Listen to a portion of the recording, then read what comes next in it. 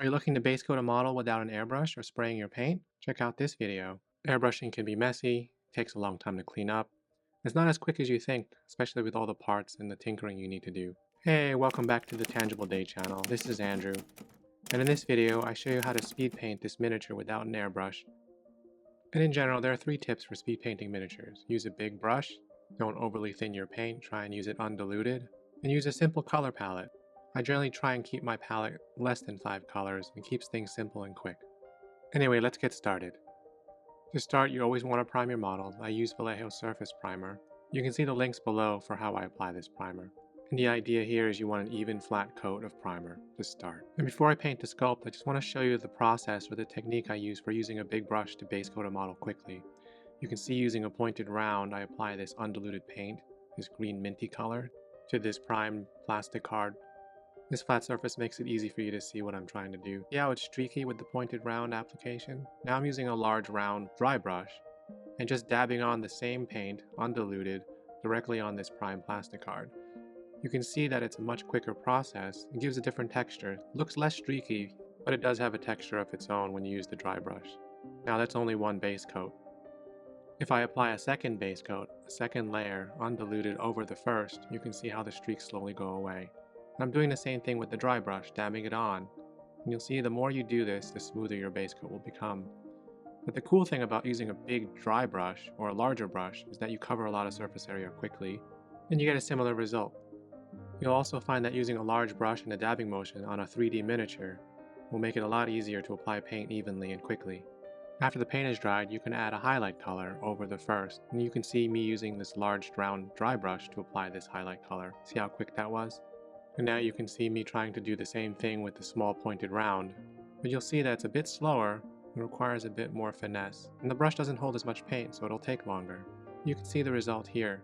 Which do you prefer? They both have a texture to them, but I prefer the dry brush one because it gives a little bit more character that's even. The pointed round brush base coat is a bit streaky. Now remember, we're speed painting, so not everything can be perfectly smooth. But you decide which one you prefer. I know the dry brush was faster to use. You can see some of the texture from the dry brushing approach on the miniature here. Anyway, let's start painting that miniature. After you prime your model, start with a dark base coat. It could be any color you want. This is just an example. Again, using the largest brush you can find, just apply it. Here's a base coat brush from Citadel, flat, angled brush. I don't know, something I just found in my pile of brushes. Doesn't need to be fancy. Anyway, apply it evenly, pretty undiluted. Just cover all the surfaces that you think will be base coated in this base color. Okay, on to the fun part. Here's that dry brush again. Check out the description below for a list of these brushes and other paint supplies I used for this painting. So I load the paint directly to the brush, pretty undiluted from my wet palette, and apply it to the model using a dabbing motion.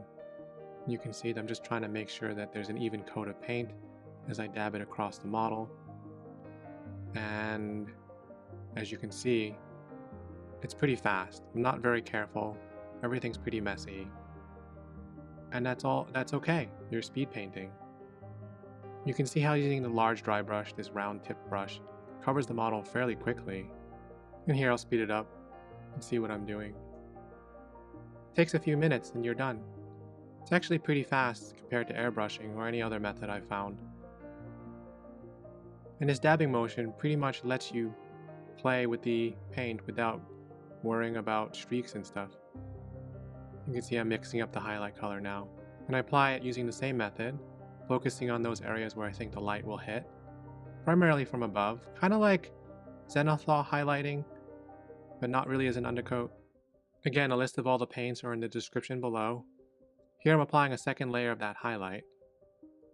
Make sure you let each layer dry before applying another, of course. And I dab it on again, and I can keep doing this until I'm happy with the color. The cool thing about using a round, large dry brush too is that it adds that texture I mentioned earlier. Now if you don't like that texture, the key here is you can add more and more layers, and slowly that texture will smooth out. Here I'll speed it up again. Now what is interesting is I'm actually 70% done with this model. Most of the surfaces I want painted are done.